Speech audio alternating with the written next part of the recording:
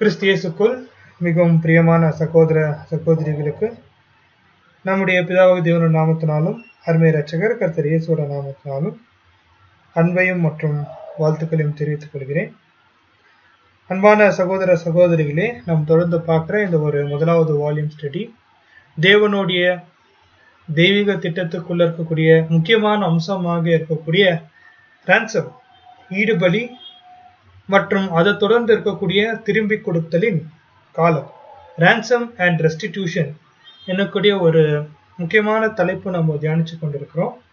அன்பான சகோதர சகோதரிகளே, ஸோ அந்த ஒரு ரான்சம் அண்ட் ரெஸ்டிடியூஷனுடைய கடைசி பகுதி இந்த வால்யூம் ஸ்டடியில் restitution versus evolution restitution versus evolution எனக்கூடிய ஒரு தலைப்பு. அது என்னன்னு நான் எக்ஸ்பிளைன் பண்றேன். பட் அதுக்கு முன்பதாக இவ்வளவு நாள் நம்ம பார்த்த விஷயம் என்ன பாருங்க சகோதர சகோதரிகளே. மற்ற உபதேசத்தை பார்க்கிலும் ரான்சம் எனக்கூடிய உபதேசம் தான் ரொம்ப ரொம்ப முக்கியமான உபதேசமா காணப்படுது. தேவனுடைய தெய்வீக திட்டத்துல ஈடுபலி எனக்கூடிய உபதேசம்னால தான் மற்ற உபதேசங்களுக்கு ஒரு மகிமைக்கு வருது. ஒருவேளை ஈடுபலி எனக்கூடிய ஒரு உபதேசம் இல்ல ரான்சம் எனக்கூடிய ஒரு விஷயமே இல்லைன்னா மனுக்குலத்துக்கான தெய்வீக திட்டத்துல அவருடைய திட்டமே இல்லைதான் நம்ம சொல்ல முடியும். அதனால ஈடுபலி ரான்சம் எனக்கூடிய ஒரு விஷயம் ரொம்பவே முக்கியமா இருக்கு நம்ம பார்க்கிறோம். சரி, ரான்சம் மாத்திரம் முக்கியமா அப்படின்னு பார்க்கும்போது ரான்சம் எவ்வளவு முக்கியமோ அந்த ரான்சமோடைய நிறைவேறுதல் எனக்கூடிய ஒரு விஷயம் இன்னொரு பகுதி இருக்கு. ஒரு காலத்துல கர்த்தர் இயேசு ஆதாமுக்கு ஈடா அவரோட முதலாம் வருகையில ஈடு பலி கொடுத்தார். ஆதாமுக்கு ஈடா அவர் பலியாக செலுத்திட்டார். அது ரான்சம். ஆனா அந்த ஒரு ஈடு பலிய மனுக்குலத்துக்கு எப்படி ஆசீர்வாதமா மாறுது? ஆதாமுக்குள்ள இழந்த எல்லா விஷயமும் மனுக்குலம் எப்படி பெற்றுக்கொள்ள முடியும்? அது எப்ப நடக்குதுன்னு பார்க்கும்போது ரெஸ்டிடியூஷன்ல, திரும்பி கொடுத்தலின் காலத்துல. ஒருவேளை சகோதர சகோதரிகளே, நான் ரான்சம் மாத்திரம் நம்புற ரெஸ்டிடியூஷனுடைய விஷயத்துல எனக்கு கொஞ்சம் தடுமாற்றம் இருக்குன்னா அது கண்டிப்பா நம்ம என்ன சொல்றோம் அப்படின்னு பார்க்கும்போது ரான்சம் அவங்க சரியா புரிஞ்சுக்கலன்னு நம்ம சொல்ல முடியும். ரான்சம் ஈடுபலி அப்படின்னா ரெஸ்டிடியூஷனும் அதுல இருக்கு. கர்த்தர் இயேசுவோடைய பலிக்கு நம்ம ஒரு விலை கொடுக்கிறோம், அதுக்கு ஒரு கனம் கொடுக்கிறோம், அதுக்கு ஒரு மரியாதை கொடுக்கிறோம்னா அது எங்க நிறைவேறுதுன்னா ரெஸ்டிடியூஷன்ல, திரும்பி கொடுக்கிற காலத்துல அது நிறைவேறுது அப்படின்னு நம்ம உறுதியா நம்பும் போது தான் கர்த்தர் இயேசுவோடைய பலிக்கே ஒரு என்ன வருதுங்க, ஒரு கனம் வருது நம்ம பார்க்கிறோம். ஸோ ஆகையால சகோதர சகோதரிகளே, யாரெல்லாம் ரான்சமா நீங்க உறுதியா நம்புறீங்களோ கண்டிப்பா நீங்க ரெஸ்டிடியூஷனும் நம்பணும். ஏன்னா நம்மளுடைய பாயிண்ட், நம்மளுடைய ஸ்டடி எப்படி போகுதுன்னு பார்க்கும்போது கர்த்தர் இயேசு முதலாம் வருகையில அவர் ஈடுபலி கொடுத்துட்டார், அவருடைய பங்கு அவர் செஞ்சு முடிச்சிட்டார். ஆனா இப்போ இந்த காலம் அந்த ஈடுபலியோடைய புண்ணியம் இன்னும் கொஞ்ச நாள்ல மனுக்குலத்துக்கு அந்த ஈடுபலியோட புண்ணியம் வரப்போகுது. ஆனாலும் சபை, இப்போ வாழ்ந்து கொண்டிருக்கிற சபை உயிர்த்தெழுதலுடைய ஆசீர்வாதத்தை அவங்க பெற்றுக்கொண்டிருக்கிறாங்கன்னா ரான்சம் உடைய ஆசீர்வாதம் திரும்பி கொடுத்தலின் நாட்கள்ல துவங்கும் சொல்லும் போது எப்போ சபை முதலாம் உயிர்த்தெழுதல பங்கு பெற்றுக்கொண்டாங்களோ, எப்போ ரிசரக்ஷன் என்னக்கூடிய ஒரு விஷயம் இந்த மனுஷனுக்கு மேல அது உபயோகப்பட்டுச்சோ அந்த ஒரு திரும்பி கொடுத்தலின் காலத்தோடைய நாட்களும் என்ன ஆயிடுச்சுன்னு பார்க்கும்போது துவங்கிடுச்சு நாம் பார்க்கிறோம் சகோதர சகோதரிகளே. அதனால நம்ம இந்த ஒரு பாடத்துல நம்ம முக்கியமா நம்மளுடைய மனசுல என்ன கொண்டு போனோம்னா ஈடுபலி எவ்வளவு முக்கியமோ அந்த ஈடுபலியோட நிறைவேறக்கூடிய காலம் கூட ரொம்ப முக்கியம். அந்த காலத்தை நம்ம சரியா புரிஞ்சுக்கிட்டா மாத்திரம் தான் நம்ம கத்துக்கணும் உபதேசம் சரியான விதத்துல கத்துக்கொண்டு போவோம். அப்படி இல்லைன்னு வச்சுக்கோங்க, ஒரு மிகப்பெரிய தடுமாற்றத்துல போலதான் இருக்கும். சரி, இந்த பாயிண்டோட நம்ம என்ன பண்றோம்னு பார்க்கும்போது, ransom ஆதாமுக்கு ஈடா கர்த்தர் செலுத்தின பலி தான் ransom. ஆதாமுக்குள்ள எல்லோரும் மறிச்சது போல கர்த்தர் இயேசுக்குள்ள எல்லோரும் ஜீவனோட உயிர் பெற்று வருவாங்க. இது ransom. ரெஸ்டிடியூஷன்னா ஆதாம் இழந்த எல்லா விஷயமும் மறுபடியும் கர்த்தர் இயேசு இந்த மனுக்குலத்துக்கு திரும்பி கொடுக்குவார். இழந்து போன அந்த ஏதேன் தோட்டத்தை, அந்த ஏதேனுக்குள்ள அந்த ஆசீர்வாதத்தை, அந்த ஜீவ விருட்சத்தை மறுபடியும் கர்த்தர் இயேசு மூலியமாக இந்த மனுக்குலத்துக்கு எல்லாருக்கும் கிடைக்கிறது தான் ரெஸ்டிடியூஷன்.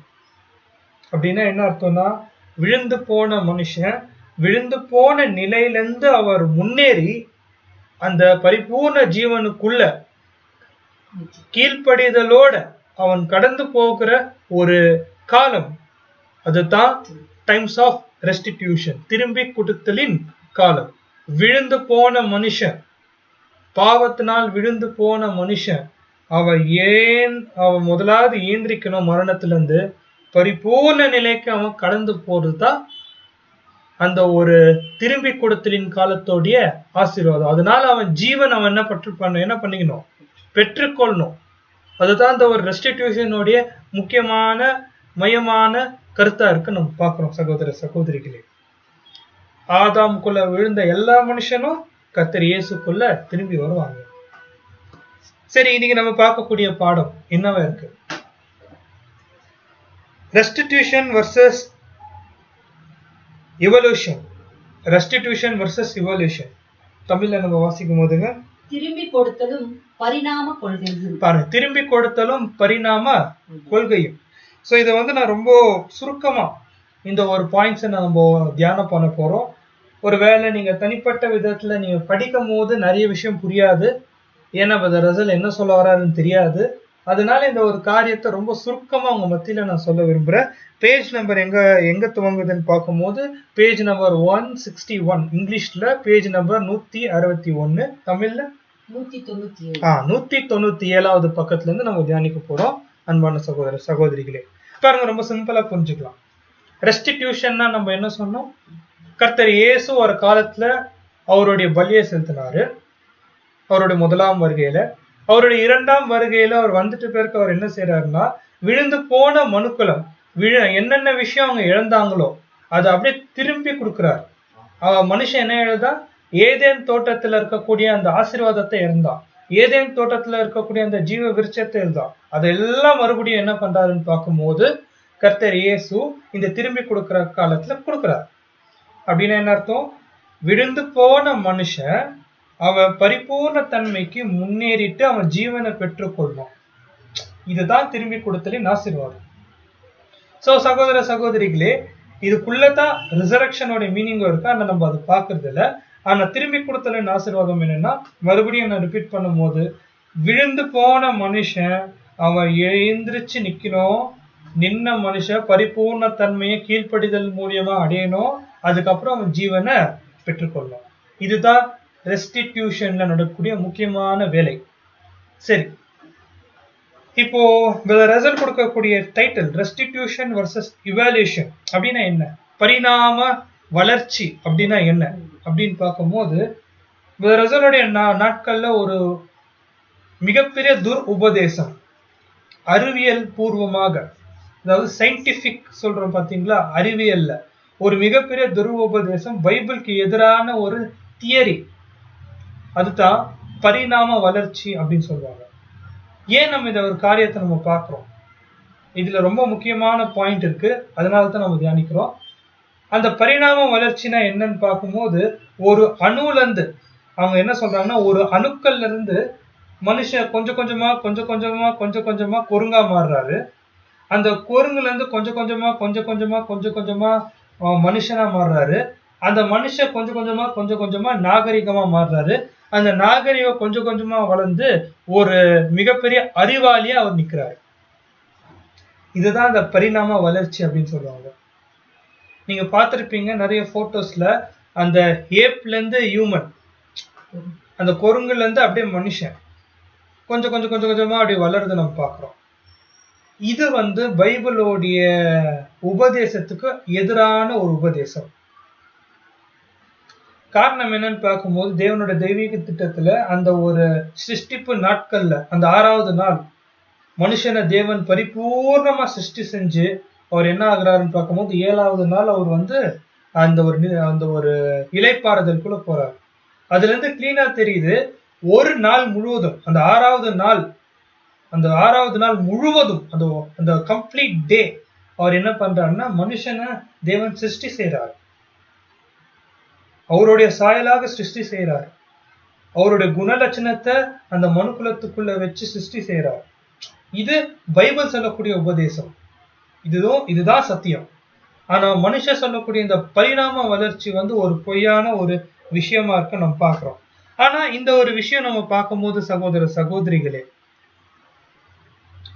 இந்த ஒரு பாயிண்ட வந்து ரசல் அவங்க முன் வைக்கும் போது ஒருவேளை நம்ம வால்யூம்ல படிக்கும் போது இந்த பாயிண்ட்ஸ் எல்லாம் இருக்காது. ஆனா பிரதர் பேச வரக்கூடிய விஷயத்த ரொம்ப சுருக்கமா நான் சொல்லிட்டு இருக்கிறேன். பாருங்க, இந்த மாதிரி நம்ம இந்த ஒரு காரியத்தை நம்ம பார்க்கும்போது மனுஷன் வந்து குரங்குல இருந்து வந்துட்டு அவன் நாகரீகம் பெற்றுக்கொண்டு இப்போ அறிவாளியா இருக்கிறான் அப்படின்னு சொல்லும் போது இது சில போதகர்கள் என்ன பண்ணிட்டாங்கன்னு பார்க்கும்போது போதிக்க ஆரம்பிச்சுட்டாங்க புரூக்லைன்ல. அப்போ ரசல் வந்து அவர் என்ன சொல்ல வர்றாருன்னு பார்க்கும்போது ஒருவேளை மனுஷன் குரங்குல இருந்து தான் வெளியே வந்தான் அப்படின்னு சொல்லும் போது ஏன் வந்து தேவன் அவரோட தெய்வீக திட்டத்துல திரும்பி கொடுக்கிற நாட்கள்ல தேவன் வைக்கணும்? அப்போஸ்தலர்களுடைய உபதேசம் எதுக்கு இருக்கணும்? ஆதாம் விழணும், அதுக்கப்புறம் அவன் விழுந்ததுனால கர்த்தர் இயேசு ஈடு பலியாக கொடுக்கணும், அந்த விழுந்த சந்ததியை தூக்கி நிக்க வைக்கணும் என்னக்கூடிய தெய்வீக திட்டம் எதுக்கு? சில வசனங்கள் ரசல் வந்து அவர் குறிப்பிடுறாரு. ஏதாவது 1-2 வசனங்கள் நம்ம வாசிக்கலாம். அப்போஸ்தல் 3:19-21 நம்ம வாசிக்கலாம். அப்போஸ்தல் 3ஆம் அதிகாரம் 19-21 19லிருந்து 21.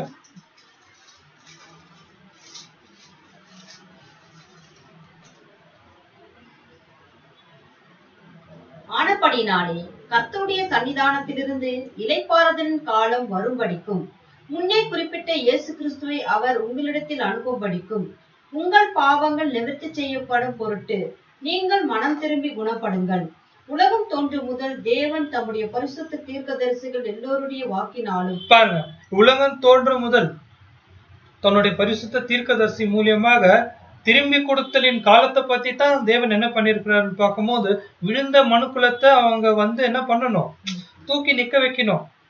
இந்த மாதிரி தான் தேவனோட திட்டமா இருக்கும் போது இந்த பரிணாம வளர்ச்சி எனக்குடைய ஒரு விஷயம் அது பொய்யான ஒரு உபதேசமா இருக்கு நம்ம பார்க்கிறோம்.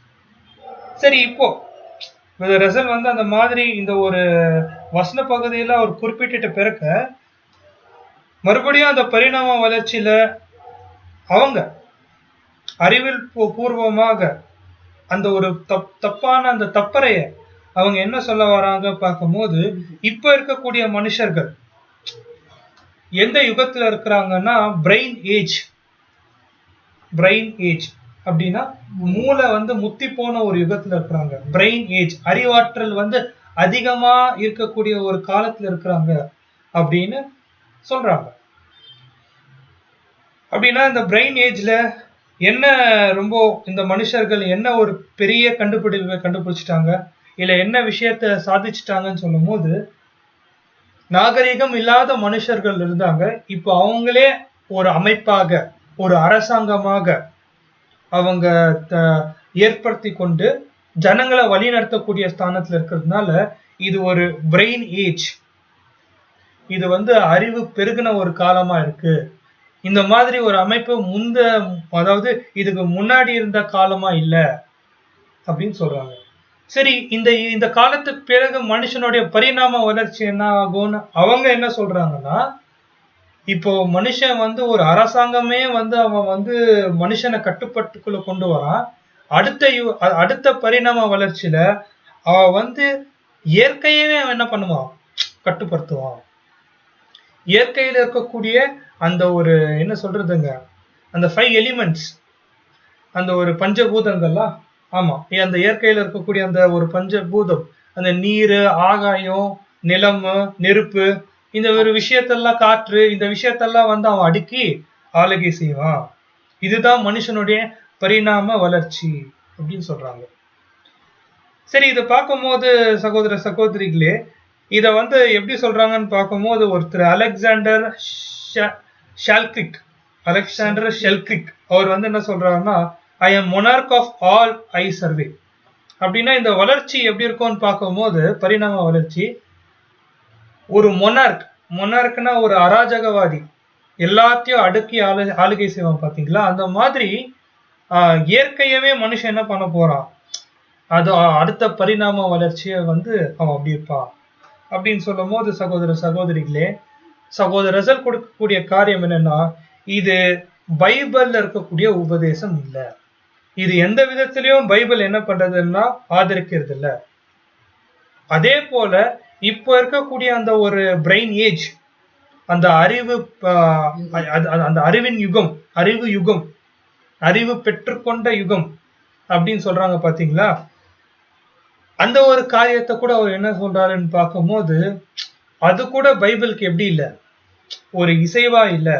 ஒருவேளை இதெல்லாம் யார் பண்றாங்கன்னு பார்க்கும்போது சகோதர சகோதரிகளே, இந்த ஒரு இயற்கையை ஆராய்ச்சி செய்யக்கூடியவர்கள், அவங்க என்ன பண்றாங்கன்னா, இதுலயும் முக்கியமா ஸ்டூடெண்ட்ஸ் இருக்காங்களாம்.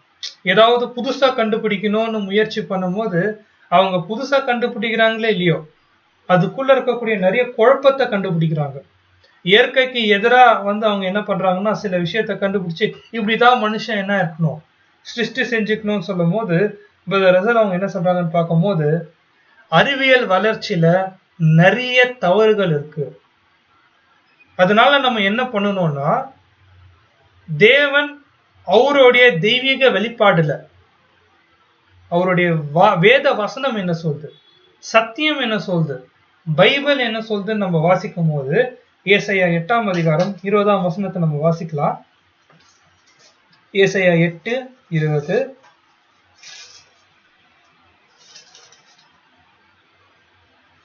வேதத்தையும் சாட்சி ஆகமத்தையும் கவனிக்க வேண்டும். இந்த வார்த்தையின்படியே சொல்லாவிட்டால் அவர்களுக்கு விடியற் காலத்து வெளிச்சம் இல்லை. வேதாகமத்தையும் சாட்சி ஆகமத்தையும் ஒருத்தர் என்ன பண்ணணும், தியானிக்கணும். வேதாகமம்னா என்ன, ஓல்ட் டெஸ்டமெண்ட், ஓல்ட் டெஸ்டமெண்ட்ல இருக்கக்கூடிய சத்தியங்கள். சாட்சி ஆகமம்னா பழைய ஏற்பாட்டுல இருக்கிற எல்லா விஷயமும், நிரலா இருக்கக்கூடிய விஷயத்த சாட்சியா எது கொடுக்குது, புதிய ஏற்பாடு. இது ரெண்டும் தியானிக்கும் போது தான் தேவன் மனுக்குலத்துக்கு ஏற்படுத்தி வைத்த தேவனுடைய தெய்வீக திட்டமும் தெரியும், மனுஷனை தேவன் எப்படி அவர் பயன்படுத்துறாருன்னு தெரியும், எப்படி சிருஷ்டி செஞ்சாருன்னு அது தெரியும். சகோதர சகோதரிகளே, சரி என்ன பிரதர் இது, இந்த டாபிக் நம்ம ஏன் படிக்கணும், இது எனக்கு ஒரே ஒரு சின்ன இதுல இருக்கிற ஒரு கருத்து கூட எனக்கு பிரயோஜனம் இல்லையே அப்படின்னு சில பேர் நீங்க நினைக்கலாம். ஆனா சகோதர சகோதரிகளே, இது நம்ம பேசிக் சப்ஜெக்ட் மாதிரி இல்லை வால்யூம் ஸ்டடி. பிரதர் ரசல் ஒரு விஷயத்த வால்யூம்ஸ்ல கொடுக்குறாருன்னா, தேவனுடைய தெய்வீக திட்டத்துல ஒரு மிகப்பெரிய ரகசியத்தை அவர் வெளிப்படுத்த போறாரு. அது என்ன ரகசியம் தான் நம்ம கொஞ்சம் கவனிக்கணும். நம்ம எதை குறித்து தியானிச்சுன்னு இருக்கிறோம்னு பார்க்கும்போது, டைம்ஸ் ஆஃப் ரெஸ்டிடியூஷன், திரும்பி கொடுக்கிறேன் காலத்துல நம்ம அந்த ஒரு காலத்தை பத்தி தியானிச்சுட்டு இருக்கோம்.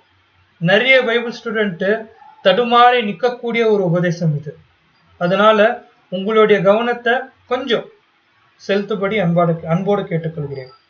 சரி, மறுபடியும் நம்ம என்ன பண்ணலாம்னு பார்க்கும்போது, ரசலுடைய விஷயத்துல இப்போ அந்த பரிணாம வளர்ச்சி கொள்கைக்காரர்கள் அவங்க சொல்லக்கூடிய விஷயம் என்னன்னு பார்க்கும்போது, இப்போ நம்ம எந்த யுகத்துல இருக்கிறோம்னா brain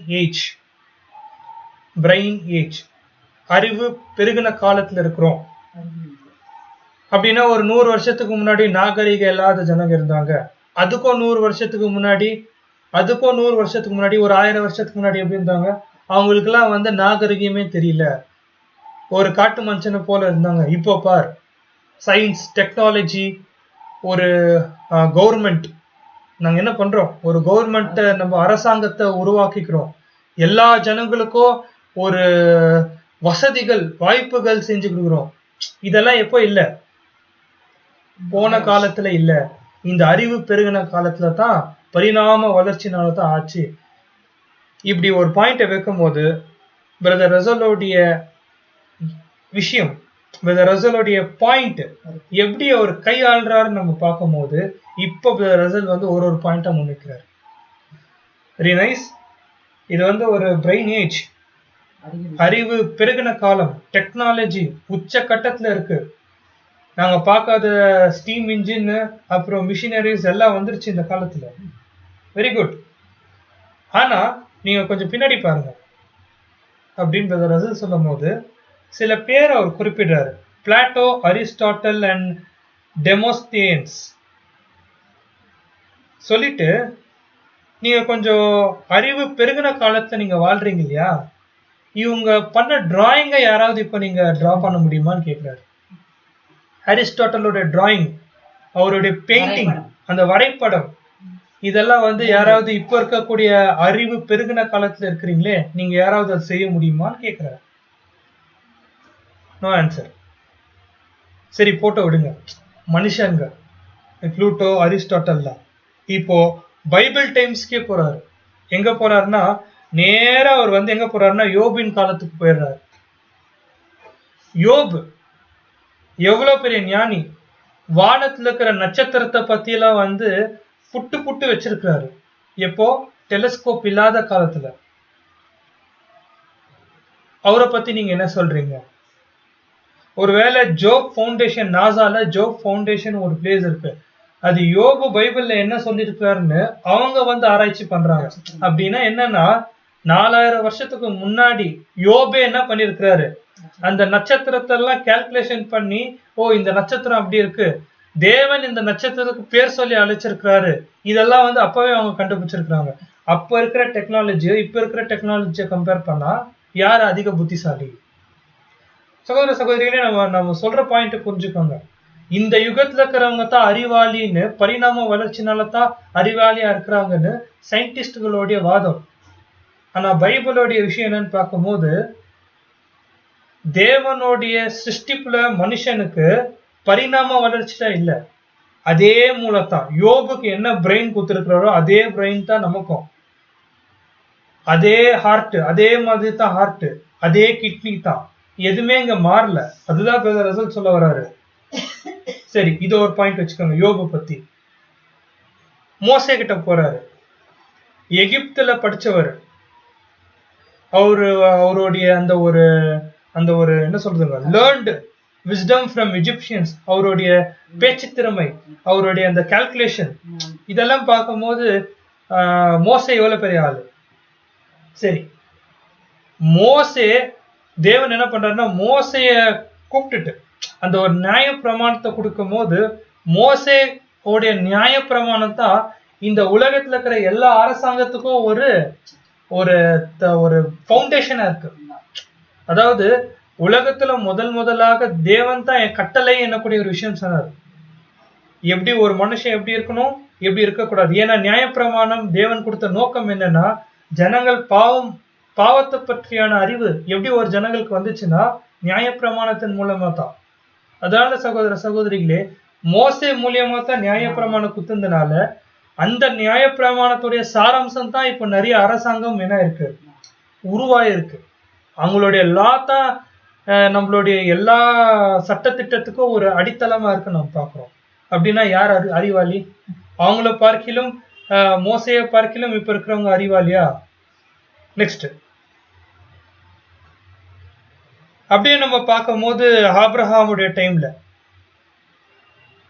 the great pyramid of கீசா, ஒருத்தருனால இப்ப இருக்கக்கூடிய இன்ஜினியர்ஸா இருக்கட்டும், ஆர்கிடெக்டா இருக்கட்டும், அந்த பிரமிட் ஆஃப் கீசா மாதிரி ஒருத்தருனால கட்டவே முடியாதுன்னா அது சாத்தியமே இல்லை. அப்படிதான் ஜப்பனீஸ் என்ன பண்ணிருக்காங்கன்னு பார்க்கும்போது, அந்த பிரமிட் மாதிரி கட்டணும்னு முயற்சி செஞ்சிருக்கிறாங்க. ஏறக்குறைய 50 அடி உயரம் கொண்டிருக்கிற பிரமிடு ஜப்பனீஸ் கட்டும் போது அதோடைய கால் பாகம் கூட அவங்களால என்ன பண்ண முடியலையா, கட்ட முடியாம ஒரு கோணலம் மானலமா நின்றுச்சான். ஸோ சகோதர சகோதரிகளே, ஜாப்பனீஸ் அவங்க தான் டெக்னாலஜில டாப் இந்த உலகத்துல, அந்த மாதிரி அவங்க தான் சொல்லிக்கிறாங்க. பட் பார்க்கும்போது சகோதர சகோதரிகளே, அந்த ஒரு அறிவுத்திறன் மனுஷனுக்கு தேவன் எப்படி கொடுத்திருக்கார். சரி, அந்த மாதிரி பார்க்கும்போது இன்னும் சில ஃபேக்ட் கொடுக்குறாரு. பிரெயின் ஏஜ் நீங்க சொல்றீங்களே, நாங்க தான் வந்து எல்லாத்தையும் கண்டுபிடிச்சோம் நீங்க சொல்றீங்களே, இத பத்தி நீங்க கேள்விப்பட்டிருக்கிறீங்களான்னு பழைய காலத்துல, அதாவது அப்போஸ்தலர் பவுலோடைய நாட்கள்ல வந்து டெம்பரிங் காப்பர், அதாவது இன்ஜினியர்ஸ் கூறிய அந்த ஒரு வார்த்தை எல்லாம், டெம்பரிங் காப்பர்னா செம்புக்கள், அது ஒரு விசேஷமான சூட்டுல வந்து அதை ரெடி பண்ணுவாங்க. அந்த ஒரு பதம் கிடைக்கிறதுக்கு, அந்த அந்த ஒரு செம்போடைய அந்த ஒரு என்ன சொல்றது, அந்த ஒரு ஷேப் கிடைக்கிறதுக்கு சில மெக்கானிக்கல் என்ன ஹீட் ட்ரீட்மெண்ட் கொடுப்பாங்க. Tempering copper, making elastic glass, அதாவது கிளாஸ்லயே எலாஸ்டிக் கிளாஸா. பொதுவா கிளாஸ் கீழே போட்டா உடைஞ்சிடும், ஆனா இது உடையாத, கீழே போட்டாலும் உடையாத மாதிரி எலாஸ்டிக் கிளாஸ் கண்டுபிடிச்சிருக்கிறாங்க. டமஸ்கஸ் ஸ்டீல், டமஸ்கஸ் நீங்க கேள்விப்பட்டிருக்கீங்களா? டமஸ்கஸ் எங்க? அப்போஸ்தலர் பவுல் ஒரு டமஸ்கோ வழியில தான் என்ன ஆயிடுச்சுங்க, அந்த கண்ணு போயிடுச்சு. அங்க ஸ்டீல் அதெல்லாம் வந்து கண்டுபிடிச்சிருக்காங்க. எப்போ? அந்த காலத்திலேயே. சரி, இந்த மாதிரி நம்ம பார்க்கும்போது சகோதர சகோதரிகளே, இந்த ஒரு பிரெயின் ஏஜ் அப்படின்னு சொல்லும் போது கண்டிப்பா பரிணாம வளர்ச்சினால கிடையாது. தேவன் மனுஷனை சிருஷ்டி செய்யும் போது அவனுக்கு தேவையான சகலவித ஞானத்தையும் வந்து என்ன பண்ணிருக்கிறாருன்னா, அவர் ஏற்கனவே அவர் சிருஷ்டி செய்யும் போதே தேவன் என்ன பண்ணிட்டாருன்னா அந்த ஞானத்தை கொடுத்துருக்கிறார். ஏதோ ஒரு மாற்றுதல்னாலையும் ஒரு சேஞ்ச்னாலையும் எதுவுமே நடக்கல. சரி, அப்போ ஒரு ஆர்கியூமெண்டாலான ஒரு பாயிண்ட், சரிங்களா, ரொம்ப ஆர்கியூமெண்டா நம்ம பார்க்கலாம். இதுதான் ரொம்ப இந்த ஒரு வால்யூம் ஸ்டடியில எனக்கு பிடிச்ச ஒரு விஷயம். சரி பிரதர், இப்போ நீங்க சொல்ற விஷயத்த நம்ம எடுத்துக்கலாம். நம்மளுடைய காலத்துக்கு முன்பாகவே சில கண்டுபிடிப்புகள், சில விஷயங்கள் வந்து பழைய ஏற்பாட்டு காலத்திலயும் சரி, அப்புறம் ஒரு 2000 வருஷத்துக்கு முன்னாடி சரி, இதெல்லாம் வந்து கண்டுபிடிச்சிருக்கிறாங்க, இதெல்லாம் அவங்க செஞ்சிருக்கிறாங்க. ஆனா இப்போ 100 வருஷத்துக்கு முன்னாடி பார்க்கும்போது இப்போ அறிவியல் வளர்ச்சி உச்சகட்டத்துல நிக்குதே, இல்ல கண்டுபிடிப்புகள் வந்து ரொம்ப அதிகமா நிக்குதே, இதுக்கு நீங்க என்ன சொல்றீங்க அப்படின்னு ஒரு கேள்வி கேட்கலாம். இல்ல சிறப்பா சொல்லணும்னா, எனக்கு தெரியும் இந்த ஒரு ஆன்லைன்ல ஒரு சகோதரன், அவர் மேல எனக்கு முழு நம்பிக்கை இருக்கு, ஒரு வசனத்தை கொடுத்து இதுக்கான அர்த்தம் என்னன்னு கேட்குவாரு. அவர் அன்மியூட் பண்ணிட்டு சொல்லிட்டாருன்னா எனக்கு ரொம்ப சந்தோஷமா இருக்கும். யாராவது ட்ரை பண்றீங்களா? என்ன வசனம் அது? அப்போ இருக்கக்கூடிய அறிவுக்கும் இப்போ இருக்கக்கூடிய அறிவு பெருக்களுக்கும் ஒரு வசனம் இருக்கு வேதத்துல. இந்த காலம் அப்படிதான் இருக்கும்னு வசனம் இருக்கு. யாராவது சொல்றீங்களா?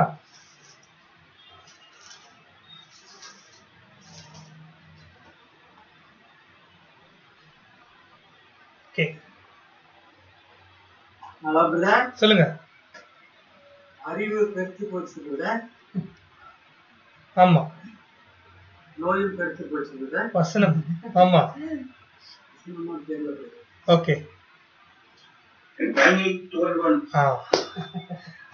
நான் எதிர்பார்த்த சகோதரர் அந்த வசனத்தை கொடுத்ததுக்கு நன்றி. டேனியல் 12:1க்கும் இப்ப பார்த்த பாயிண்ட்டுக்கும் என்ன வித்தியாசம்? வசனம் என்ன சொல்லுது? டேனியல் 12:1 வாசிக்கலாம். உன் ஜனத்தின் புத்திரராய் நிற்கிற பெரிய அதிபதியாகிய மிகாவேல் அக்காலத்தில் எழும்புவான். யாதொரு ஜாதியாரும் தோன்றினது முதல் இக்காலம் மட்டும் உண்டாயிராத ஆபத்து காலம் வரும். அக்காலத்திலே புஸ்தகத்தில் எழுதியிருக்கிறவர்களாக காணப்படுகிற உன் ஜனத்தின் அனைவரும் விடுவிக்கப்படுவார்கள். தானியேலாகி நீயோ வென்றால் முடிய காலம் மட்டும் இந்த வார்த்தைகளை புதைப்பொருளாய் வைத்து இந்த புஸ்தகத்தை முத்திரை போடு. அப்பொழுது அநேகர் இங்கும் அங்கும் ஓடி ஆராய்வார்கள், அறிவு பெருகி போகும். இப்ப அறிவு பெருகி போவோம். வசனம் என்ன சொல்றது? அறிவு பெருகி போவோம். பிரெயின் ஏஜ் அப்படின்னு சொல்றாங்க பாத்தீங்களா? அறிவு பெருகின காலம். வசனமே சொல்றது அறிவு பெருகின காலம். சோ சகோதர சகோதரிகளே, இதுக்கு நீங்க என்ன பதில் சொல்வீங்க? பரிணாம வளர்ச்சி தானே இது அப்படின்னு கேட்கும் போது, கண்டிப்பா இது பரிணாம வளர்ச்சி கிடையாது. இது பரிணாம வளர்ச்சி கிடையாது.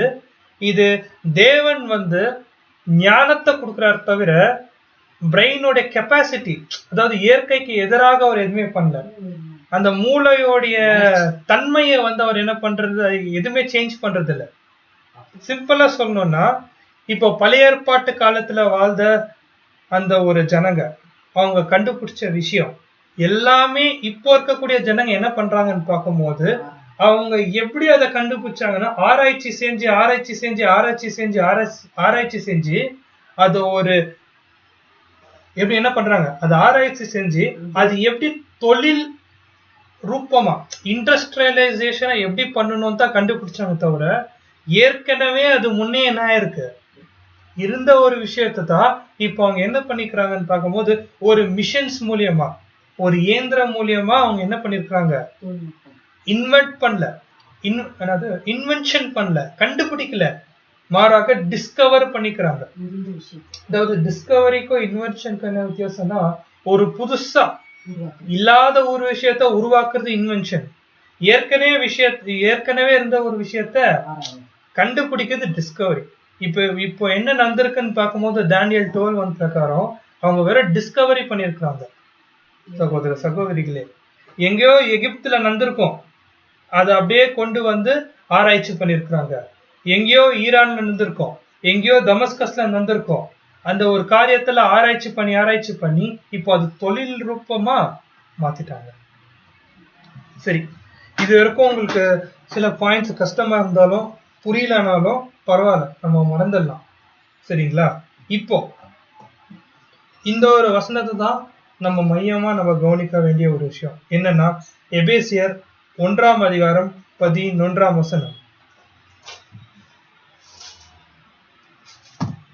மேலும் கிறிஸ்துவின் மேல் முன் நம்பிக்கையாய் இருந்த நாங்கள் அவருடைய மகிமைக்கு புகழ்ச்சியாய் இருக்கும்படிக்கு.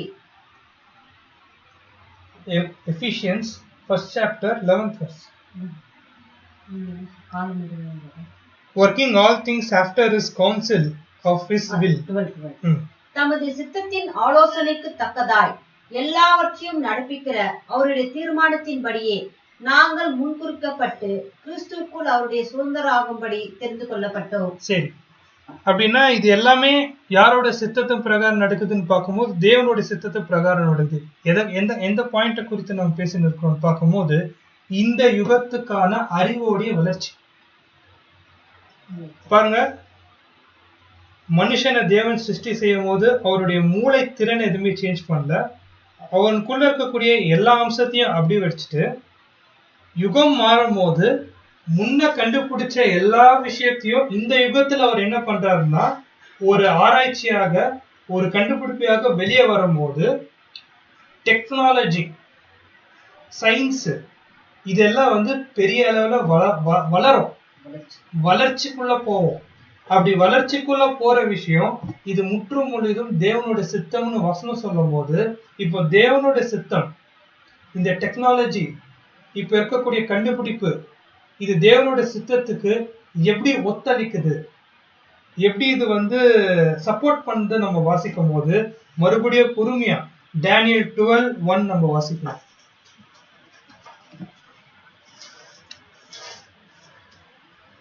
உன் ஜனத்தின் புத்திரருக்காய் நிற்கிற பெரிய அதிபதியாகிய மிகாவேல் அக்காலத்தில் எழும்புவான். இருங்க, அக்காலத்திலே எழும்புவான். எந்த காலத்துல எழும்புவான்? அக்காலத்திலே. அக்காலம்னா இப்ப நம்மளுடைய சப்ஜெக்டோடைய பாயிண்ட், அக்காலம் என்பது திரும்பி கொடுத்தலின் காலம், டைம்ஸ் ஆஃப் ரெஸ்டிடியூஷன். அந்த டைம்ஸ் ஆஃப் ரெஸ்டிடியூஷன்ல அந்த மிகாவேல் தூதன் எழும்பும் போது என்ன நடக்கும்?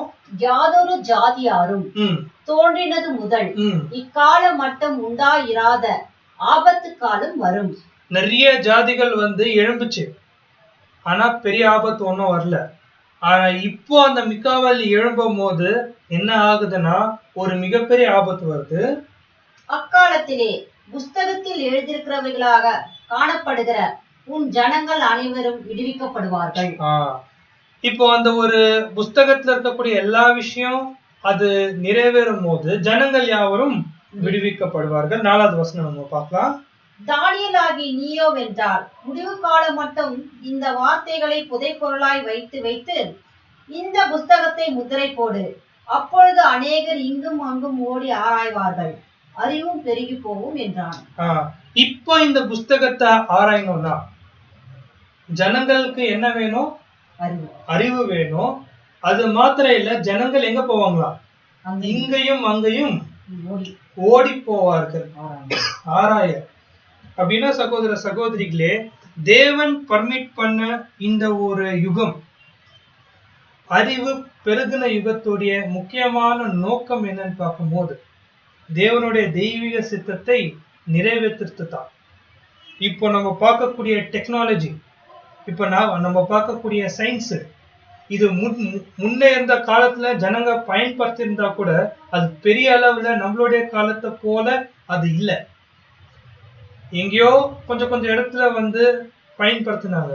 ஆனா ஒரே ஒரு எப்படி சொல்றது, சடனா மிகப்பெரிய ஒரு மாற்றம், அறிவியல் கண்டுபிடிப்பு, இதெல்லாம் வந்து ஒரே ஷாட்ல அது வெடிச்சு வெளியே வரக்கூடிய காலம் என்ன காலம்னு பார்க்கும்போது இதுதான் வந்து நம்ம பார்க்கும்போது இது அழிவு காலம். தேவன் இந்த காலத்தை என்ன பண்ண போறாரு? அழிக்க போறாரு. அதனாலதான் இவ்வளோ கண்டுபிடிப்பு என்ன இருக்குன்னு பார்க்கும்போது வெடிச்சிச்சு. இந்த சகோதரர் சொன்னார் இல்லையா, அப்போ ஞானமும் அதிகமாயிடுச்சு, நோவும் அதிகமாயிடுச்சு. இதுதான் தேவனோட சித்தமா இருக்கு. எந்த அளவுக்கு கண்டுபிடிப்பு போதோ அந்த அளவுக்கு வந்து என்ன நடக்கும்னு பார்க்கும்போது ஒரு மிகப்பெரிய உபத்திரம் இந்த பூமியில் நடக்கும். சரி, இந்த தானியேல் தீர்க்கதரிசி தரிசனத்துல சொன்ன ஒரு விஷயம் என்ன அப்படின்னு பார்க்கும்போது இந்த ரிசல்ட் 2 பாயிண்ட் குறிப்பிடுறாரு. இந்த மாதிரி அறிவு பெருகின காலத்துல நிறைய டெக்னாலஜிஸ் வந்து உருவாகிற காலத்துல அது அதிகமாக வந்து வெளியே வரும்போது, அந்த டெக்னாலஜி அதிகமா பயன்படுத்தும் போது என்ன நடக்கும்னா 2 காரியம் நடக்கும். ஒன்னு என்னன்னு பார்க்கும்போது, இந்த டெக்னாலஜி கண்டுபிடிக்கிறதுக்கு இண்டஸ்ட்ரி தேவை, தொழிற்சாலை தேவை. அந்த தொழிற்சாலையில ஜனங்க என்ன பண்ணுவாங்கன்னா கண்டுபிடிச்சுட்டே இருப்பாங்க. அதனால என்ன நடக்கும்னா ஒரு வகுப்பார் பணக்காரனாவே இருப்பான், இன்னொரு வகுப்பார் ஏழையானே இருப்பான். பாருங்க, அந்த காலத்துல வந்து இந்த நிலத்தை ஏறு உழுவுறதுக்கு மாடு கட்டி ஏறு உழுவாங்க. ஆனா இப்போ ஒரே ஒரு டிராக்டர் போதும். அப்படி மாடு கட்டி அந்த ஏறு உழுவும் போது ஒரு 10, 20, 30 ஜனங்க தேவைப்படும். அப்படின்னா அந்த 30 ஜனங்கன்னு சொல்லும் போது அந்த 30 குடும்பத்துக்கு சாப்பாடு போயிடுச்சு. ஒரே டிராக்டர் 30 குடும்பத்தோடைய வேலை என்ன ஆயிடுச்சு, போயிடுச்சு. அதுதான் பணக்காரன் ஆயினே இருப்பான், ஏழை ஆயினே இருப்பான். அந்த டிராக்டர் வச்சுன்னு அந்த ஒரு நிலத்தை வச்சு இருக்கவன் ஒரே ஆள் போதும், அவனோட வேலையை முடிஞ்சிடும். அவன் என்ன அந்த ஒரு கோதுமைய பலனா பெற்றுக்கணும் அப்படியே வித்துட்டு லாபம் சம்பாரிச்சுட்டு அவன் சந்தோஷமா இருப்பான். மற்ற ஜனங்க என்ன ஆவாங்க, ஏழையாவே இருப்பாங்க. இதுதான் என்னன்னு பார்க்கும்போது கேபிட்டலிசம். சோ முதலாளித்துவம் அப்படின்னு சொல்லுவாங்க. இந்த முதலாளித்துவத்துல வந்து யார் முதலாளித்துவத்துல இருக்கிறாங்களோ அவங்க பணக்கார ஆயினே இருப்பாங்க, சாமானிய ஜனங்கள் ஏழை ஆயினே இருப்பாங்க. 2வது காரியம் என்னன்னு பார்க்கும்போது இந்த மிஷினரிகள், இந்த மிஷின்ஸ் வந்ததுனால என்ன ஒரு விஷயம் ஆகுதுன்னு பார்க்கும்போது ஒரு மிகப்பெரிய பொய், இது உண்மை இல்லை, பொய், தவறா நினைச்சுக்க வேண்டாம். ஸ்பெஷலா சகோதரிகள் ரொம்ப தவறா நினைச்சுக்க வேண்டாம். அந்த காலத்துல நம்ம அம்மிக்கல்ல வச்சு ஆட்டுவோம். எதுக்கு? மாவு வாங்குறதுக்கு. அது ரொம்ப சிரமமா இருக்குன்னு வெட் கிரைண்டர் வாங்குவோம்.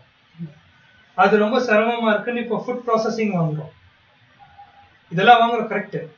அம்மிக்கல்லை பார்க்கலும் ஃபுட் ப்ராசஸிங் வந்து ரொம்ப ஈஸி, லக்ஸுரியா இருக்கு, ரொம்ப ஈஸியா பயன்படுத்துறோம். ஆனா கொஞ்சம் யோசனை பண்ணி பாருங்க, இந்த மாதிரி நம்ம பண்ணும் போது நம்மளுடைய நேரத்தை வந்து குறைக்கிறோமா அதிகரிக்கிறோமா அப்படின்னு ஒரு கேள்வி கேட்டா, பிரதர் நான் டக்குன்னு ஃபுட் ப்ராசஸ்ல வந்து நான் மாவு போட்டு அதை ரெடி பண்ணிட்டு முடிச்சுட்டு தேவனுடைய சமூகத்துல வந்து தேவனை தேடுறேன், அந்த மாதிரி நம்ம சொல்லவே முடியாது. ஏன் இந்த ஒரு பாயிண்ட், அதான் மாவு அரைக்கும் போது அந்த அம்மா மாவு அரைச்சிட்டு டயர்டா அட்லீஸ்ட் கொஞ்ச நேரம் இருப்பாங்க. அதாவது நான் சொல்ல வர பாயிண்ட் என்ன தெரியுங்களா, இப்படிதான் இந்த உலகம் இப்ப போயிட்டு இருக்கு. இன்னும் கண்டுபிடிக்கணும். ஏன்னு கேட்டா இன்னும் மனுஷன் லக்ஸரியா இருக்கணும், இன்னும் எளிமையா இருக்கணும், இன்னும் வேலை குறைக்கணும். இந்த மாதிரி பண்ண என்ன ஆகுதுன்னு பார்க்கும்போது சகோதர சகோதரிகளே, இன்னும் இன்னும் இன்னும் தேவைன்னு சொல்லும் போது அந்த சுயநலம் பெருக பெருக பெருக 8 மணி நேரம் வேலை செய்யறவங்க 12 மணி நேரம் வேலை செய்வாங்க, 12 மணி நேரம் வேலை செய்யறவங்க 17 மணி நேரம் வேலை செய்வாங்க. ஏறக்குறைய முற்றிலும் என்ன ஆகும்னு பார்க்கும்போது சகோதர சகோதரிகளே, மனுஷனுடைய அந்த ஒரு ஆசை, பேராசை என்ன ஆகும்னு பார்க்கும்போது முத்தி போயிட்டு அவன் அழிவு நோக்கி தான் போறான். அப்படின்னா தேவன் இந்த யுகத்தை அழிக்கிறதுக்கு அவர் வச்சிருக்கிற ஒரே ஆயுதம் என்னன்னு தெரியுமா? மனுஷனுடைய அந்த ஒரு அறிவு தான். இந்த ஒரு அறிவு தான் ரசல் சொல்லும் போது the day of preparation அப்படின்னு சொல்லுவாங்க. the day of preparation. நம்ம அந்த வசனத்தை நம்ம வாசிக்கலாம். சங்கீதம் 77:18 the day of preparation. உம்முடைய குமரலின் சத்தம் சுழல் காற்றில் முழங்கினது, மின்னல்கள் பூச்சக்கரத்தை பிரகாசித்தது, பூமி குலுங்கி அதிர்ந்தது. டே ஆஃப் ப்ரிப்பரேஷன் வந்தீங்களா? 77:18.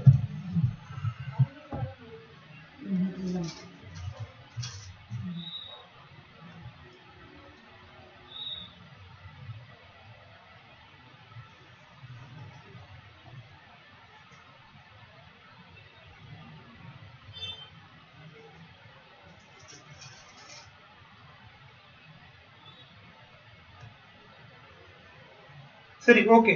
சோ சகோதர சகோதரிகளே, அந்த ஒரு டே ஆஃப் ப்ரிப்பரேஷன், அந்த ஒரு ஆயத்தம் பண்ணக்கூடிய நாட்கள், அது குறித்து ரிசல்ட் சொல்லும் போது இந்த ஒரு டெக்னாலஜி இப்போ இருக்கக்கூடிய கண்டுபிடிப்பு, அந்த கண்டுபிடிப்புடைய வெளிப்பாடு தேவன் என்ன பண்றாரு பார்க்கும்போது இந்த உலகத்தோடைய அழிவுக்கு அவர் என்ன பண்றாருன்னா அவர் தயார் பண்ணி வைக்கிறார்.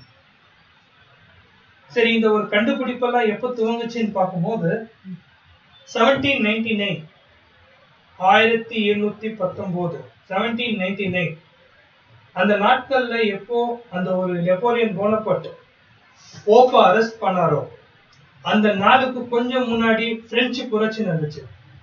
அந்த பிரெஞ்சு புரட்சி ஒரு மிகப்பெரிய உலகத்துக்கு என்ன ஆயிடுச்சுன்னு பார்க்கும்போது உதாரணமா மாறிச்சு. ஒரு தொழிலாளித்துவம் முதலாளித்துவத்தோடைய அந்த ஒரு வெடிப்பு தான் அந்த ஒரு பிரெஞ்சு புரட்சி.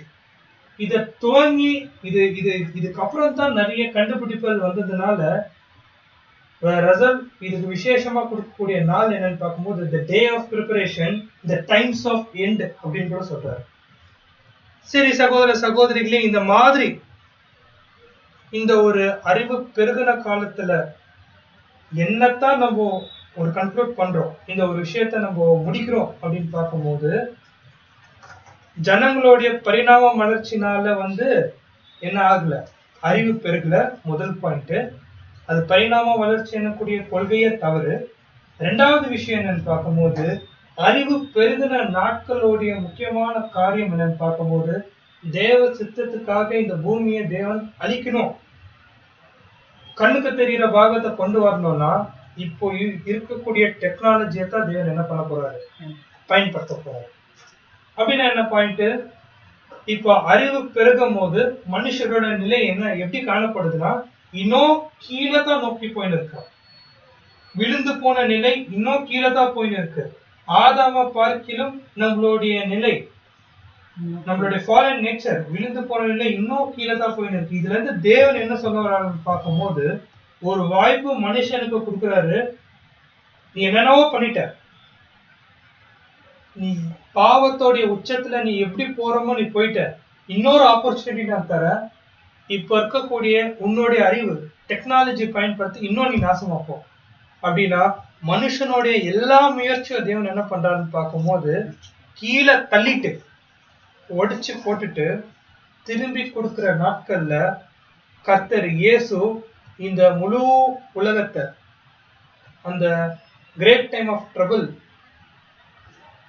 மகா உபத்திர காலத்துல நாசம் பண்ணிட்டு இருக்க மனுஷன் புரிச்சுப்பான் ஒரு விஷயத்த, இனிமே நம்மனால என்ன பண்ணாலும் என்ன ஆகாது, முடியாதுன்னு அவன் நினைக்கும் போது தான் கண்டிப்பா தேவன் என்ன பண்ண போறாருன்னா அந்த ஒரு புதிய உடன்படிக்கை நியமத்துல விழுந்த மனுக்குலத்தை எழுப்பும் போது, கர்த்தர் இயேசுவோடைய அந்த ஈடுபலியத்தோடைய புண்ணியத்தை அவங்க பெற்றுக்கொண்ட போது, இந்த பூமியோ சரி ஜனங்களோ சரி சமநிலையா காணப்படுவாங்க. பணக்கார ஏழை என்ற எந்த ஒரு வேற்றுமையும் இருக்காது, சுயநிலை இருக்காது. அப்போதான் எவ்வளோ இந்த பூமி நாசமா போச்சோ, எவ்வளோ இந்த பூமி கெட்டு போச்சோ, அந்த கெட்டு போன பூமியை அப்படியே கர்த்தர் இயேசு என்ன பண்ண போறான்னு பார்க்கும்போது ஏதேன் தோட்டத்தை போல மாத்துறாரு.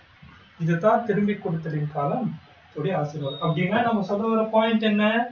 திரும்பி கொடுத்தலின் காலத்துடைய ஆரம்ப நிலை எப்படி இருக்கும்னா நாசமா தான் இருக்கும். திரும்பி கொடுத்தலின் காலத்துடைய முடிவு நிலை எப்படி இருக்கும்னா ஏதேன் தோட்டத்தை. சகோதர சகோதரிகளே, இதுதான் நம்ம இன்னைக்கு பார்த்த பாயிண்ட். தேவன் தாம் இந்த வார்த்தைகளை ஆசீர்வதிப்பார். ஒரு சின்ன கவிதை படிச்சுட்டு நம்ம என்ன பண்ணலாம்னு பார்க்கும்போது, தேவனுடைய அந்த ஒரு திரும்பி கொடுத்தலின் நாள் அது எவ்வளவு ஆசீர்வாதமான ஒரு காரியமா இருக்குன்னு இந்த கவிதை மூலியமா தெரிஞ்சுட்டு தேவனுக்கு நம்ம நன்றி செலுத்துற ஒரு பிள்ளைகளா இருப்போம். கவிதையை நம்ம வாசிக்கலாம். கோபத்தின் மேகங்கள் வானிலிருந்து பூமியின் மேல் இன்னும் வட்டமிடுகிறது. அவள் மேல் பூமி தேவ கோபம் பலமாய் நிற்கிறது. தேவன் அவளை ஆதியில் சிட்சித்தாலும் இவள் எழும்பும் போது மகிமையிலும் அழகிலும் முழுகுவாள். பூமியே, நீ நிச்சயமாய் எழுவாய். உன்னை அடித்த பிதாவின் கரங்களே உன் காயத்தை ஆற்றி தேற்றும். உன்னை அடக்கி ஆண்ட இரக்கமற்ற எதிராளியை அவர் நீதியாய் ஞானம் தீர்த்து அவனது கட்டுக்களை தகர்த்து அவனது கயிறுகளை தூர எறிகிறார். அதன் பிறகு உனது மண் என்கின்ற மாறாத செழுமையான காலத்தை அருளும். மலைகளும் பள்ளத்தாக்குகளும் வெவ்வேறுத்து பாடும். இனி உனது வறண்ட கண்மலைகள் அனைத்தும் புத்துயிர் பெறும். இனி அபிவிசுவாசியின் நகைப்போ புறஜாதியாரின் நிகழ்ச்சியோ இல்லை. வெப்பமான பாலைவனத்தை மணல்கள் இனி 10 மடங்கு பலனை தரும். முள்ளும் குறுக்கும் விளைவித்து வந்த நீ புதிய ஏதேனை சூடிக்கொள்வார். வல்லமையுள்ள தூதன் பொற்செங்கோலை உயர்த்தி ஆர்ப்பரித்து இறங்குவதை இப்போது நோக்கிப்பார். நீதி விசாரணைக்காய் இறங்கி வரும் வல்லமையின் பிரகாசம் உன் 8 திசையிலும் எட்டும். ஒவ்வொரு தேசத்தையும் தராசில் வைக்கும். யூதா கோத்திரத்து சிங்கத்தின் ஸ்திரமான ஆளுகை மொத்தமாய் இருக்கிற உடைப்படாத முத்திரைகளை உடைக்கும். தேங்க்யூ. அன்பான சகோதர சகோதரிகளே, தேவனுடைய பெரிய கிருபையினால நம்ம இந்த நாட்கள்ல இந்த ஒரு முதலாவது வால்யூம்ல 9வது அத்தியாயத்தை நம்ம பார்த்து முடிச்சிட்டோம். தேவன் தாமே இந்த ஒரு வார்த்தைகளை ஆசீர்வதிப்பாராக. பொறுமையோடு கேட்ட அன்புக்குரிய சகோதர சகோதரிகளுக்கு கிறிஸ்து இயேசுவுக்குள்ளாக என்னோட அன்பின் வார்த்தைகளை தெரிவித்துக் கொள்கிறேன். ஆமென்.